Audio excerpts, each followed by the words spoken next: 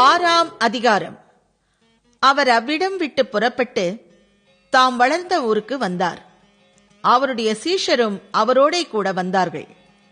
ஓய்வு நாளான போது ஜெப ஆலயத்தில் உபதேசம் பண்ண தொடங்கினார். அநேகர் கேட்டு ஆச்சரியப்பட்டு, இவைகள் இவனுக்கு எங்கே இருந்து வந்தது? இவன் கைகளினால் இப்படிப்பட்ட பலத்த செய்கைகள் நடக்கும்படி இவனுக்கு கொடுக்கப்பட்ட ஞானம் எப்படிப்பட்டது? இவன் தச்சன் அல்லவா? மரியாளுடைய குமாரன் அல்லவா? யாக்கோபு, யோசே, யூதா, சீமோன் என்பவர்களுக்கு சகோதரன் அல்லவா? இவன் சகோதரிகளும் இங்கே நம்மிடத்தில் இருக்கிறார்கள் அல்லவா என்று சொல்லி அவரை குறித்து இடறலடைந்தார்கள். இயேசு அவர்களை நோக்கி, தீர்க்கதரிசி ஒருவன் தன் ஊரிலும் தன் இனத்திலும் தன் வீட்டிலுமே அன்றி வேறெங்கும் கனவீனமடையான் என்றார்.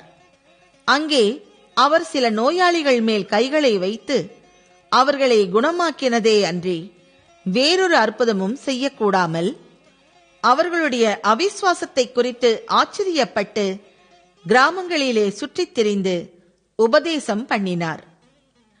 அவர் 12 அழைத்து அசுத்த ஆவிகளை துரத்த அவர்களுக்கு அதிகாரம் கொடுத்து, வழிக்கு பையையாகிலும் அப்பத்தையாகிலும் கச்சையில் காசையாகிலும் எடுத்துக்கொண்டு போகாமல் ஒரு தடியை மாத்திரம் எடுத்துக்கொண்டு போகவும், பாதரட்சைகளை போட்டுக்கொண்டு போகவும், 2 அங்கிகளை தரியாதிருக்கவும் கட்டளையிட்டார். பின்பு அவர்களை நோக்கி, நீங்கள் எங்கேயாகிலும் ஒரு வீட்டில் பிரவேசித்தால் அவ்விடத்தை விட்டு புறப்படுகிற வரைக்கும் அங்கேதானே தங்கியிருங்கள். எவர்களாகிலும் உங்களை ஏற்றுக்கொள்ளாமலும் உங்கள் வசனங்களை கேளாமலும் இருந்தால் நீங்கள் அவ்விடம் விட்டு புறப்படும் போது அவர்களுக்கு சாட்சியாக உங்கள் கால்களின் கீழே படிந்த தூசியை உதறி போடுங்கள்.